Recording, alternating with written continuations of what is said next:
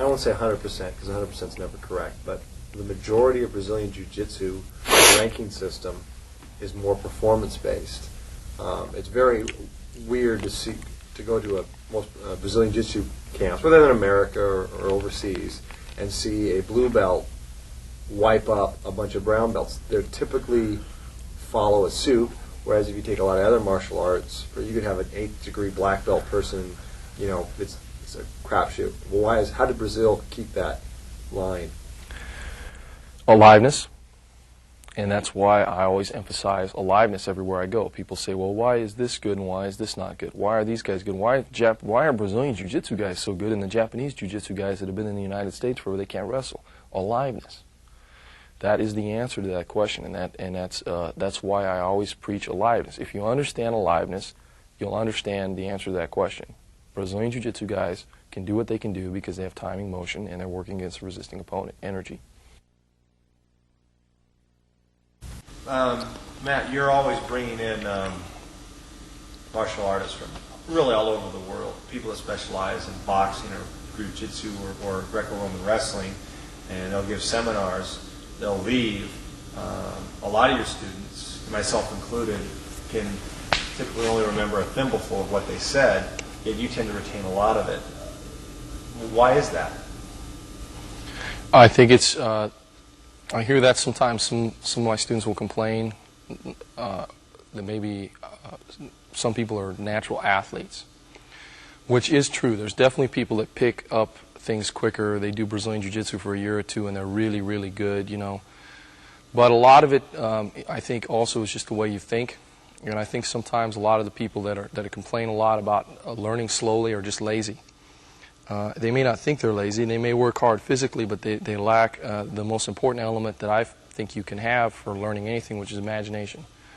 And what they don't realize, maybe they see me learn something, and then a day or two later I'm doing it, or an hour later I'm doing it in sparring. What they don't realize is between now and the time I was doing that, and I came out there and used the move, I have been thinking about it.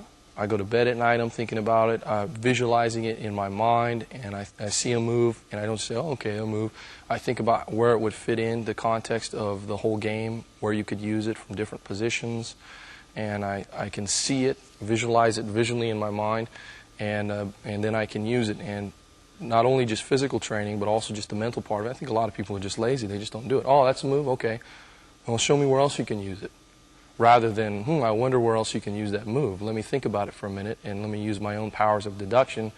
Give me another fish. Show me where else you can use it. Oh, you can use it there. Then let me write those down.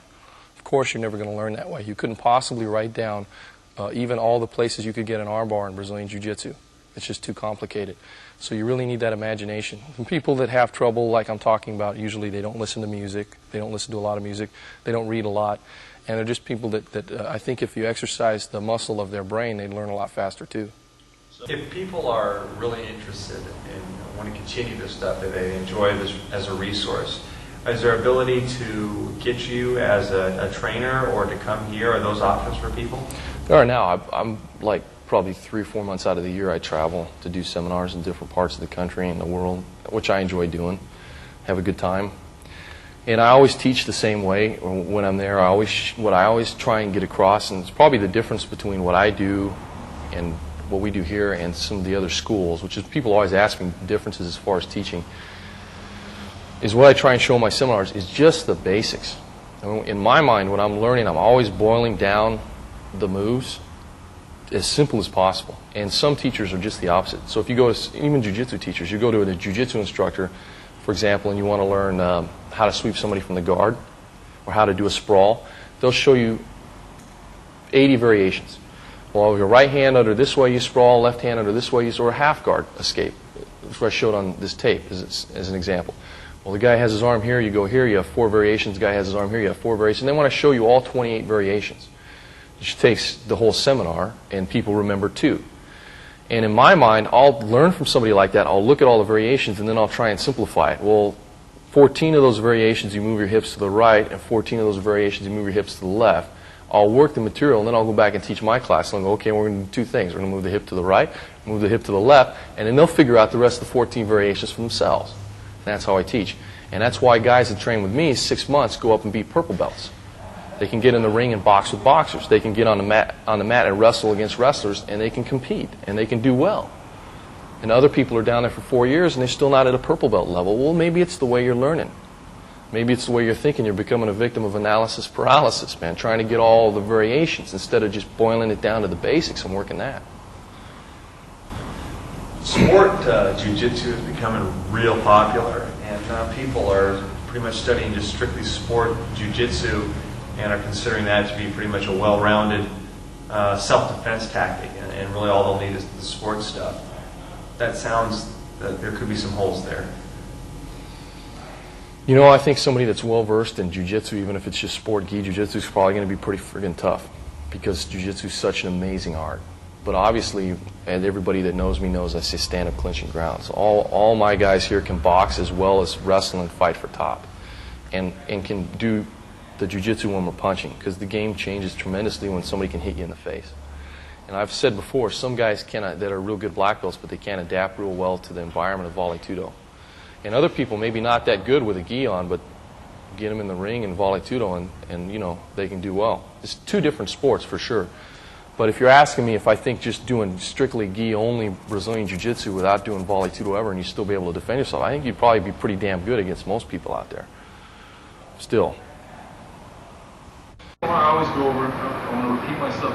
You've been in my seminars before, and I know a lot of you are coming to this one, sometimes over my seminars, but I always preach the same message, which is aliveness.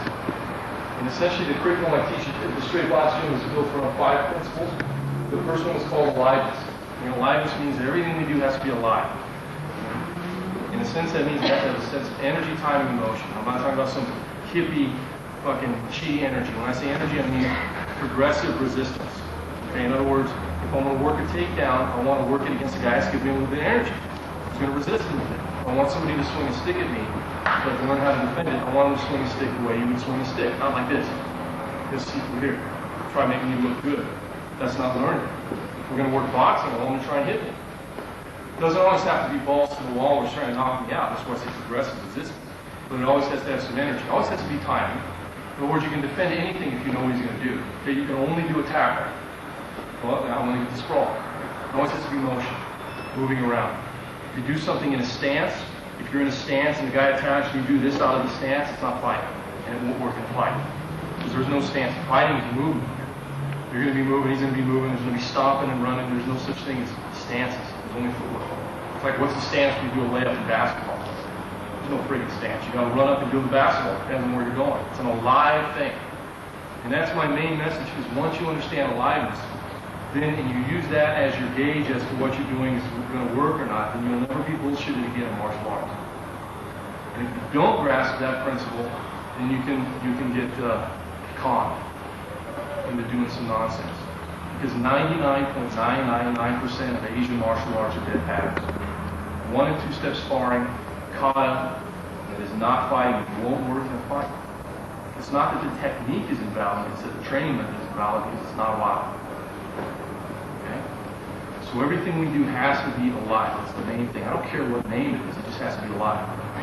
The second principle is adaptability, which in simple terms means we have the stand-up game, clinch game, and the ground game. I'm not a Muay Thai instructor, nor am I really a Brazilian Jiu-Jitsu instructor, although I do both those things.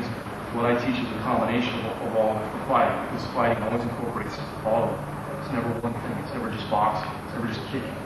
It's never just wrestling. It's a combination of the two. Your opponent always has the option to get back up or push down or do whatever he wants to do. So we need to be able to adapt in that environment. We need to train in that environment.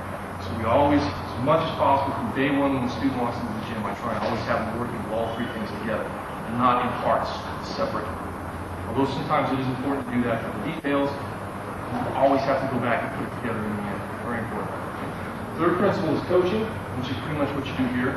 That's the idea that I'm here to enhance your performance. I'm not here to pass along techniques. And I want you to evaluate your progress in martial arts by, is my performance better? Am I a little better today in my takedown or my jab than I was yesterday? Not how many more variations of a jab do I know? How much thicker is my notebook? How much closer am I to my seafood? How many more important guys do I come out to lunch with? How many certificates do I have on my wall? How many stripes are on my belt? It's all nonsense, okay? Performance only. is the only thing that matters. And how you feel about yourself and not how much you relate your importance to whatever people tell you about yourself. It's all about performance. Coaches enhance performance. Instructors have a set curriculum that they're trying to give you. And I'm not trying to give you a set curriculum. I'm here to enhance your performance. You're going to learn yourself through experience. I can't make you good. I can provide an environment where you learn through experience, and it's up to you to be better. That's it. That's a coach. It's not just a semantic difference. It's a difference between coaching and teaching.